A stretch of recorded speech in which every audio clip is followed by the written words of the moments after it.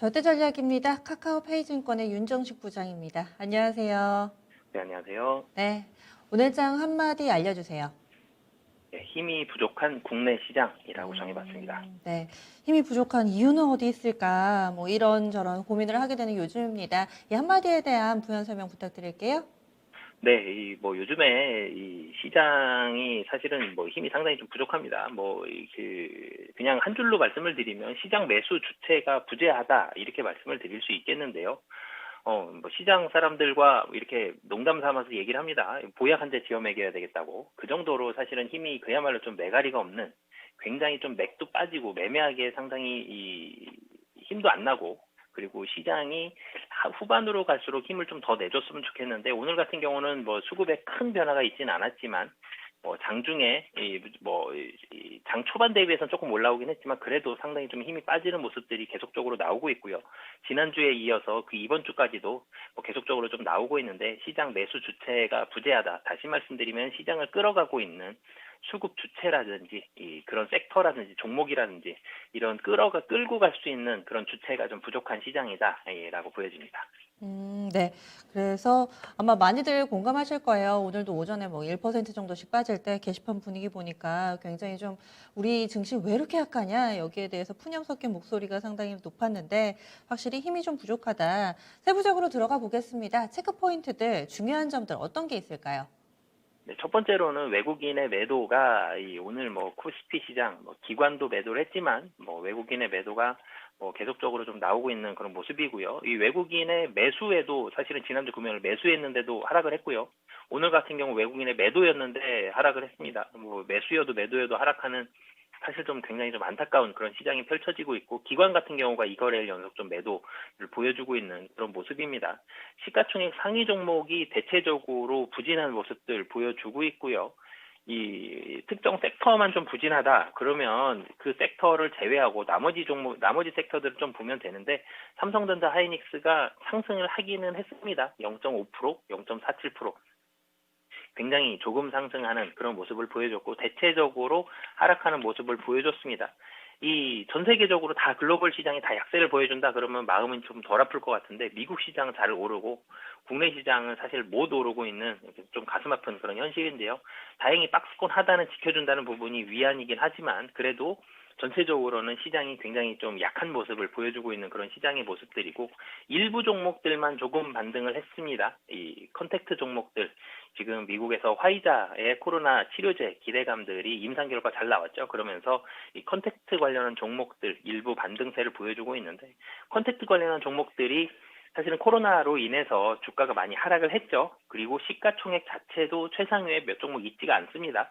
그렇기 때문에 콘텐츠 관련 종목이 상승한다고 하더라도 이 코스피 지수 자체에는 크게 사실은 도움이 못하는 그런 부분들이 있기 때문에, 콘텐츠 종목 일부 반등을 하긴 했지만 그래도 시장의 힘은 많이 부족하고 아쉬운 모습은 지속되고 있다라고 보여집니다.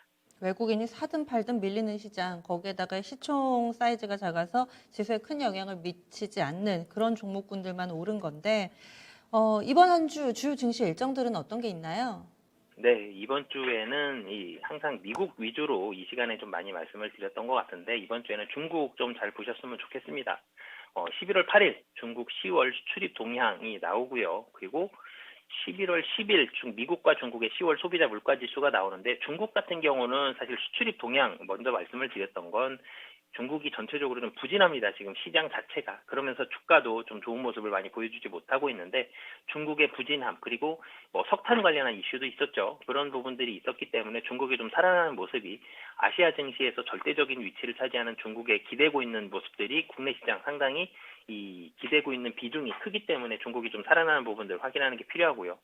미국과 중국의 물가 지수가 10일 날 나오는데, 중국보다도 사실은 중국 살아나면 좋죠. 하지만 미국의 물가 지수 잘 보셨으면 좋겠습니다. 미국은 1번이 고용이고요. 2번이 물가입니다. 이 테이퍼링에서도 명확하게 얘기를 했죠.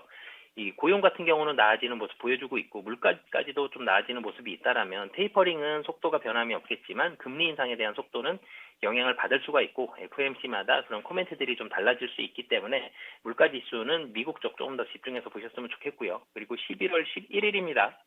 우리나라는 빼빼로 데이지만 중국에서는 광군절, 싱글스데이라 그러죠.